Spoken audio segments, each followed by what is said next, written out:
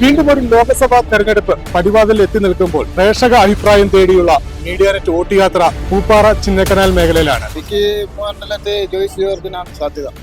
പൊതുവായിട്ട് രാഷ്ട്രീയക്കാരെ ആര് ഞങ്ങളെ സഹായിക്കുന്നു തിരിച്ച് സഹായിക്കണം എന്നുള്ളതാണ്. വീണ്ടും BJP തന്നെ വരും. ഇവിടെ ആര് വന്നാലും ശരി, വോട്ട് മേടിച്ചോണ്ട് പോകുന്നത് ശരി, പിന്നെ തിരിച്ചിങ്ങോട്ട് നോക്കുന്നേ ഇല്ല. എന്റെ അഭിപ്രായത്തില് DN കുര്യാക്കോസ് വരാൻ സാധ്യത.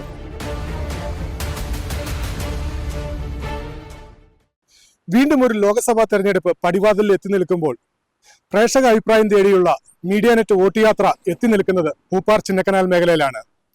പ്രേക്ഷകരുടെ പ്രതികരണങ്ങൾ നമുക്ക് കേട്ടറിയാം.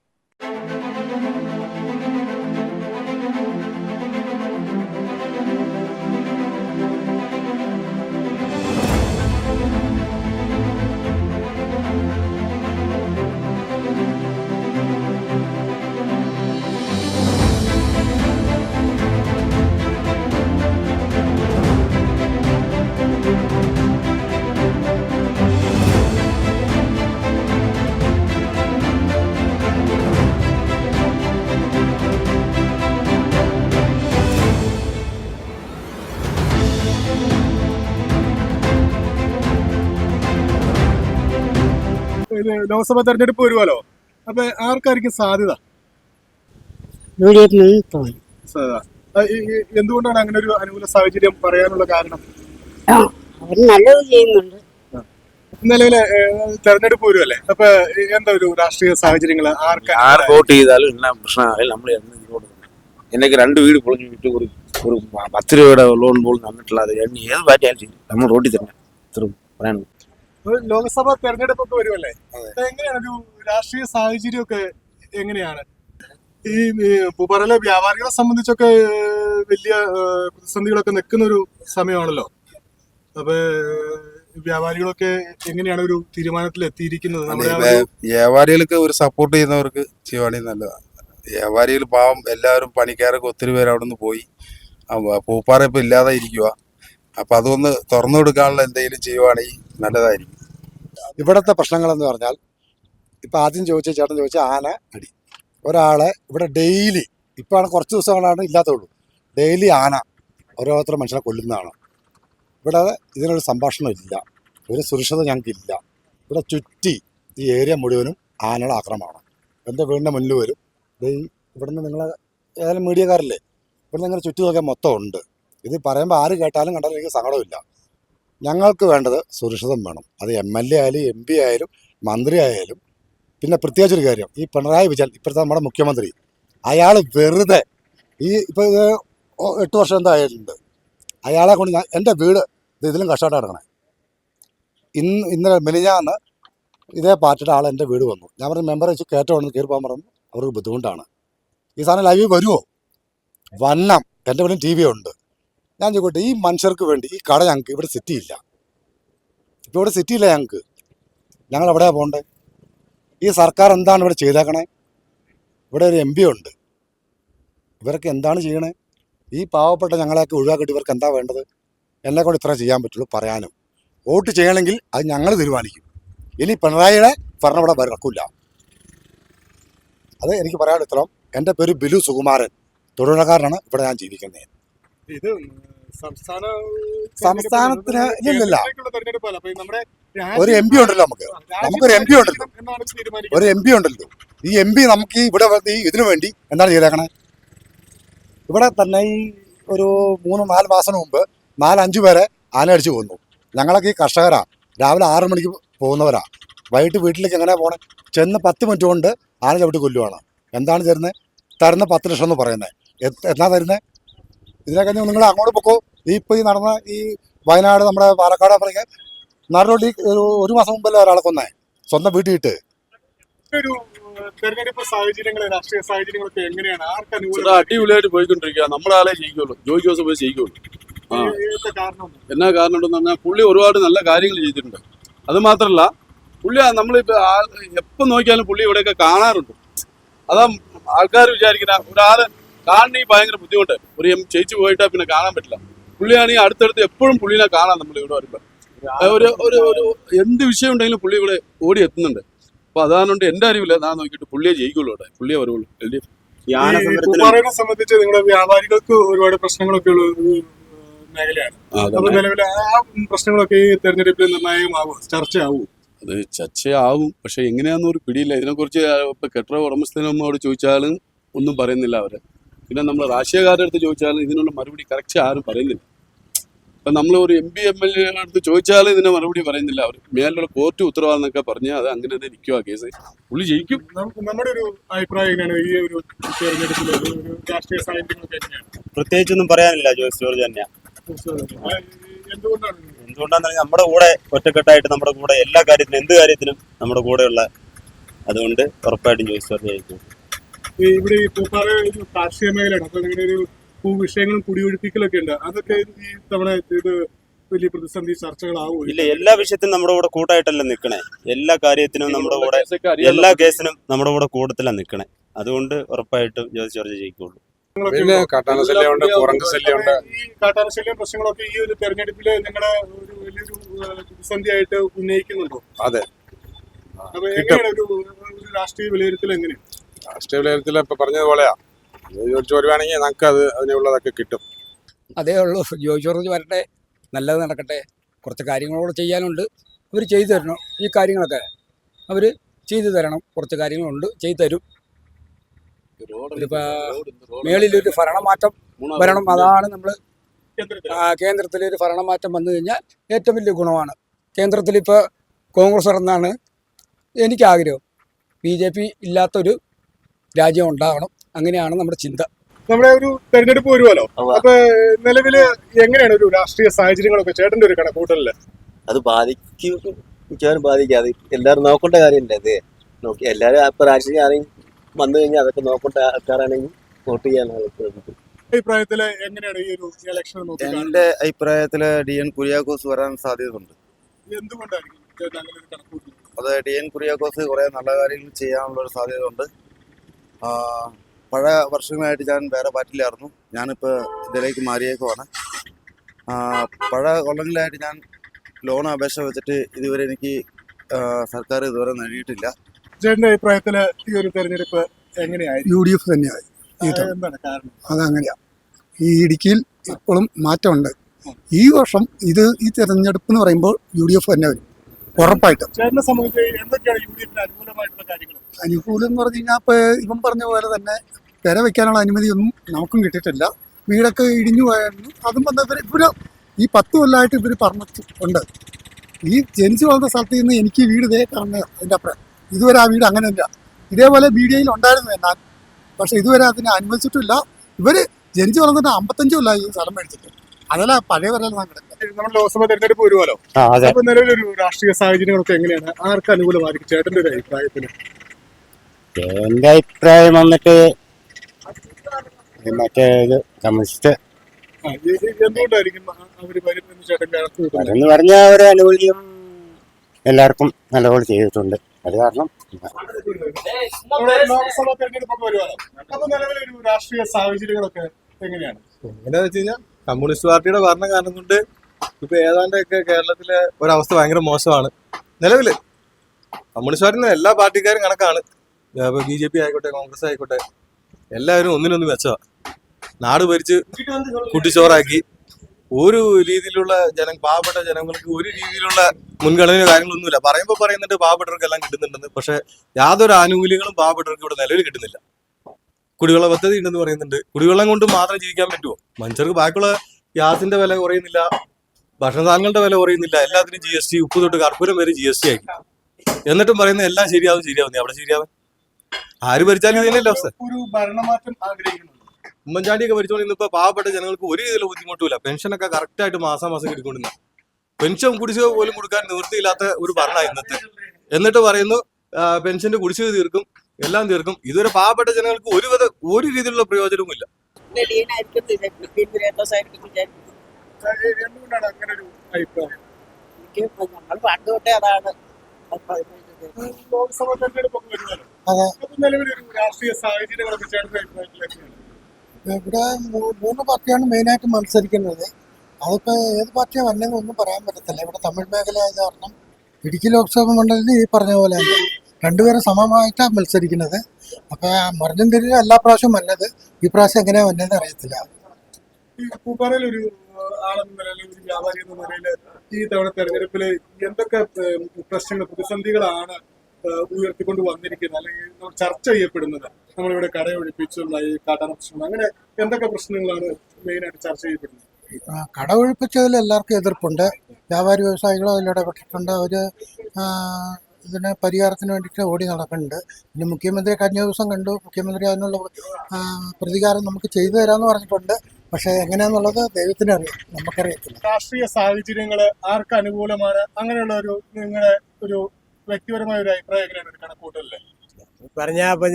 ഇപ്പൊ ഈ കേരളത്തിൽ വന്നിട്ട് നമുക്ക് വന്നിട്ട് നമ്മളിപ്പോ ഭരണം പറിച്ചിരുന്നവർ 10 വർഷം കളിച്ചല്ലേ.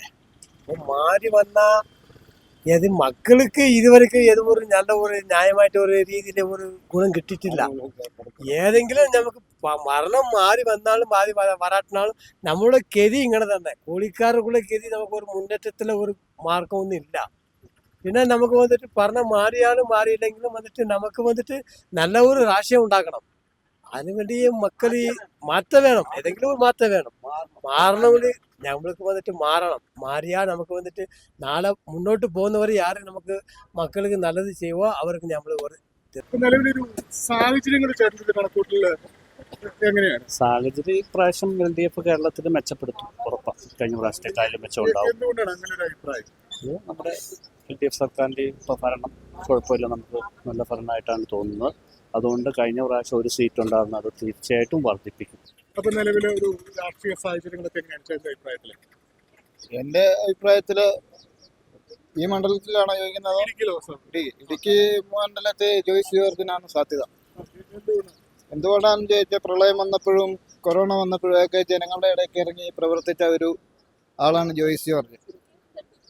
മറ്റേ ഡീൻ കുര്യാക്കോസിന് വന്ന് ഏത് സ്ഥാനാർത്ഥിയെ 5 വർഷത്തിന് മുമ്പ് കണ്ടതാണ്. ഇപ്പോഴാണ് തെരഞ്ഞെടുപ്പുമായിട്ട് ബന്ധപ്പെട്ടാണ് ഇപ്പോൾ വന്നിട്ടുള്ളത്. രാഷ്ട്രീയ സാഹചര്യങ്ങളൊക്കെ എങ്ങനെയാണ്? പ്രത്യേകിച്ചൊന്നും പറയാനില്ല, എല്ലാവരുടെയും ഒരു ഇതേ ഉള്ളൂ.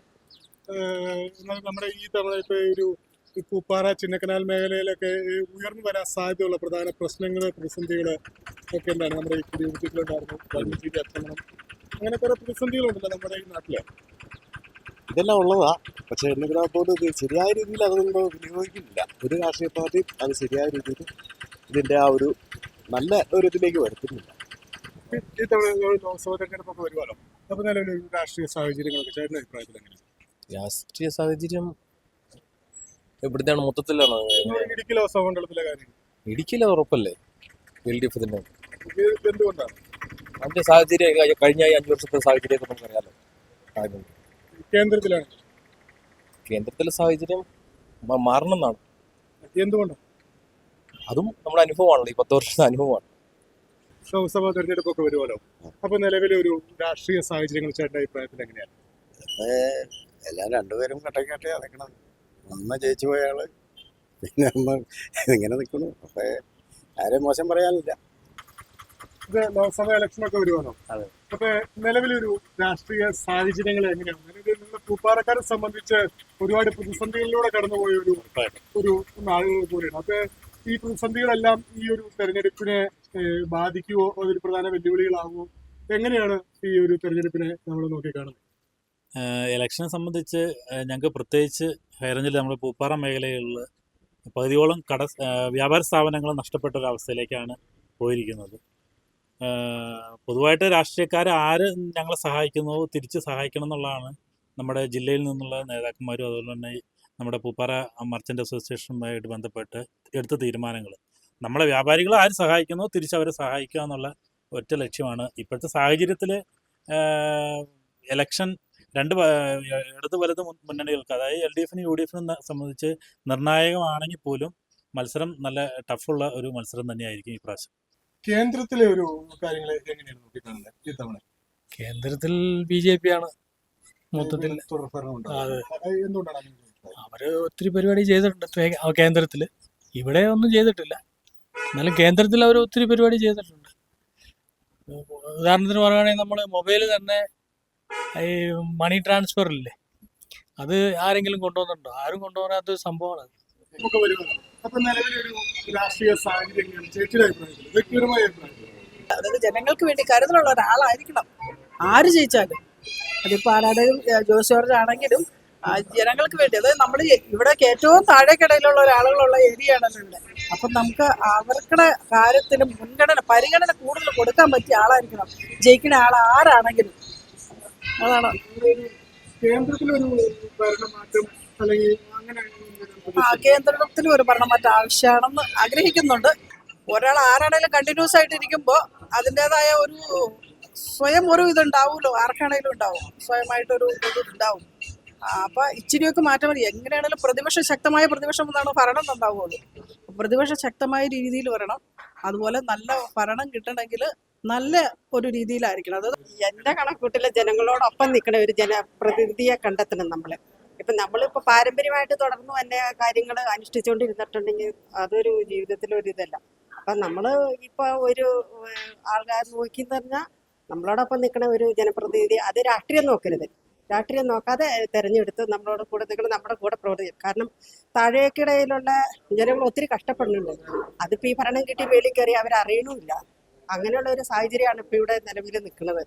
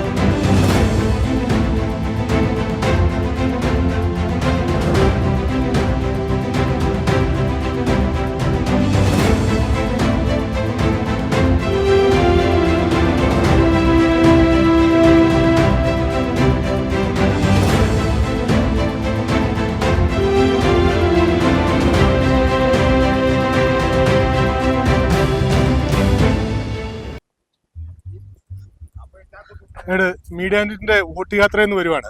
ഇപ്പൊ നിലവില് ഈ ഒരു തെരഞ്ഞെടുപ്പിന്റെ ഒരു കാര്യങ്ങൾ എങ്ങനെയാണ്? അതായത് ഈ ഒരു തെരഞ്ഞെടുപ്പ് ആര് ജയിക്കും, എങ്ങനെയാണ് ഈ ഒരു നിലവിലെ ഒരു സാഹചര്യങ്ങൾ നമ്മുടെ ഒരു കണക്കുകൂട്ടലില്? ജയിക്കുന്നത് ഇന്ത്യ കൂട്ടണിയാണ്, അത് തന്നെ ജയിക്കും ദേശീയ അളവില്. മറ്റേ ഇവിടെ വന്നിട്ട് ഇതെല്ലാം തോട്ടമേളയാണ്. ഈ പെരിയാർ എസ്റ്റേറ്റ് മൊത്തം തോട്ടമേളയാണ്. തോട്ടമേളയിലുള്ള തോട്ടം തൊഴിലാളികൾക്ക് ഒരു നല്ലത് ചെയ്യുവാണെങ്കിൽ LDF ചെയ്യാൻ പറ്റും. അതുകൊണ്ട് ഞങ്ങളുടെ വോട്ട് വന്നിട്ട് ജോയ് ജോർജ് അഡ്വക്കേറ്റ് ജോയ് ஜோர்ஜ் ஆர்வாட் சுற்றியல் நட்சத்திரத்தில் மணிப்பூரில் பெண்களை நிர்வாணமாக்குனது, இப்படி பல பிரச்சனை இருக்குது. அதே மாதிரி பண பரிவர்த்தனை 2000 காலி பண்ணுறோம்னு சொல்லிட்டு அதில் இப்போ நிறைய பாவப்பட்ட அம்மம்மார் வீட்டில் இந்த உப்புச்சாடியிலையும் மிளகு டப்பாவிலையும் வச்சுருந்த பணமெல்லாம் போச்சு. കാട്ടാന ശല്യം ഓവറാ ഇവിടെ. ചിന്നക്കനാലിൽ എടുത്തുக்கிட்டால் எப்போ பார்த்தாலும் பயங்கர சல்லியம். நம்ம ஒரு நேரத்தோட போகும்போது பார்த்தீங்கன்னா ஒரு பட்டாப்பகலில் ரோட் வழி வருது, நமக்கு கடந்து போக முடியல. அதனால நமக்கு யானை சல்லியம் ஒன்று போக்கணும். அதுக்கு LDF வந்தால் மட்டும்தான் இதை ஒன்று பார்க்க முடியும். അപ്പോൾ നിലവിലൊരു രാഷ്ട്രീയ സാഹചര്യങ്ങൾ എങ്ങനെയാണ്? സാഹചര്യം പുറത്തെ നിലവാരം അനുസരിച്ച് മുമ്പോട്ട് പോകുന്നുണ്ട്. കാര്യങ്ങൾ അടിയാറ് ആർക്കും ഉള്ള തുടർന്നുള്ള ഒരു ഇത് വരമാട്ടം വരണം എന്നുള്ള പ്രതീക്ഷയിലാണ് ഞങ്ങളുടെ ഇത്. ആര് വരണം എന്നുള്ള? ആര് വരണം എന്നുള്ള? നമുക്ക് രാജീവ് ഗാന്ധി വരണം എന്നുള്ള പ്രതീക്ഷയാണ്. നമസ്കാരം. മീഡിയാന്റെ വോട്ട് യാത്രയിൽ നിന്നാണ്. അപ്പൊ നിലവിലൊരു ലോക്സഭാ തെരഞ്ഞെടുപ്പിന്റെ സാഹചര്യങ്ങളൊക്കെ എങ്ങനെയാണ് ചേട്ടന്റെ അഭിപ്രായത്തില്? ഇവിടെ എന്തുകൊണ്ടാണ് അങ്ങനെ ഒരു കണക്ക് കൂട്ടൽ? പുള്ളി നല്ലപോലെ പരിവർത്തനം ചെയ്തിട്ടുണ്ട്, ഇവിടെ വ്യവസായമൊക്കെ ചെയ്തിട്ടുണ്ട്. അതുകൊണ്ട് പുള്ളി തന്നെ ജയിക്കാനുള്ള സാധ്യതയുണ്ട്, പുള്ളി തന്നെ ജയിക്കും. ചേട്ടന്റെ ഒരു അഭിപ്രായത്തിൽ നിലവില് നമ്മുടെ ഇത് ലോക്സഭാ തെരഞ്ഞെടുപ്പ് സാഹചര്യങ്ങൾ എങ്ങനെയാണ്? ഞങ്ങൾക്ക് LDF സുരക്ഷിത വരുക. എന്തുകൊണ്ടാണ്? എന്തുകൊണ്ട് ഞങ്ങൾക്ക് വിശ്വാസമുള്ള ആൾക്കാരാ, അത് നല്ല ഒരു അഡ്വക്കേറ്റാ, ഒരു നല്ല തിറമയുള്ള പാർട്ടിയാ പുള്ളിക്കാരന്. അതുകൊണ്ട് പുള്ളിയാണേ വരുക. നമ്മുടെ കേന്ദ്ര ഗവൺമെന്റിൽ ആര് വരണം എന്നാണ് ആഗ്രഹം? കേന്ദ്ര ഗവൺമെന്റ് വന്നിട്ട് ഇപ്പൊ മുകളിൽ പ്രഥമർക്കാണോ ആ. பிரதமர் காங்கிரஸ் வருவா. അതെ, ലോക്സഭാ തെരഞ്ഞെടുപ്പൊക്കെ വരുമല്ലോ. അപ്പൊ നിലവിലെ ഒരു രാഷ്ട്രീയ സാഹചര്യങ്ങൾ എങ്ങനെയാണ്? അത് ഞങ്ങൾ പറയാൻ പറ്റില്ല സാറേ. എന്താ ഏത് കാര്യം പറഞ്ഞാലും പൊതു പ്രശ്നത്തിക്ക് നമ്മ പോകും. വേറെ എന്ത് அரசியல் பிரச்சனை നമുക്കത് വേണ്ട. ചേട്ടന്റെ ഒരു അഭിപ്രായത്തില് ലോക്സഭാ തെരഞ്ഞെടുപ്പിന്റെ ഒരു സാഹചര്യങ്ങളൊക്കെ എങ്ങനെയാണ്? இங்கே ഈ வட்டாரத்தில் எந்த ஒரு நல்ல நடக்கல. இதுவரைக்கும் 15 ஆண்டாகும் எதுவுமே நடக்கல. அது இந்த மக்கள் மனங்கள் மனசுகள் மக்கள் மாற்றத்துக்குள்ள இருப்பாங்க, அதெல்லாம் சொல்ல முடியாது. ഈ ലോക്സഭാ തെരഞ്ഞെടുപ്പൊക്കെ വരുവാണല്ലോ. അപ്പൊ നിലവിലൊരു രാഷ്ട്രീയ സാഹചര്യങ്ങൾ ചേട്ടന്റെ അഭിപ്രായത്തിൽ എങ്ങനെയാണ്? ഇവിടെ നമുക്ക് ആൾക്കാർ പറയുന്നത് കമ്മ്യൂണിസ്റ്റ് വരുന്നതെന്ന് പറയുന്നത്, മറ്റേ ഗവൺമെന്റ് മോഡി വരുന്നതെന്ന് പറയുന്നത്. എന്തുകൊണ്ടാണ് ഇങ്ങനെ ഈ ഒരു അഭിപ്രായം വരാനുള്ള കാരണം? രണ്ടിടത്ത് കൊറോണ സമയത്ത് നമുക്ക് എല്ലാ കാര്യങ്ങളും ചെയ്തു കൊടുത്തത് പ്രധാനമന്ത്രി മോഡിയാണ്. അതുകൊണ്ട് അവർ വരുന്നത് നമുക്ക് താല്പര്യമുണ്ട്. പക്ഷേ ഇവിടെ നമുക്ക് തൊഴിൽ സംഘം ഉണ്ടായിരുന്നെങ്കിൽ നമുക്ക് കമ്മ്യൂണിസ്റ്റ് പാർട്ടിയാണ് വരണം. വേറെ കോൺഗ്രസ് നമുക്ക് നിലവിൽ കുറച്ച് സംശയങ്ങളുണ്ട്.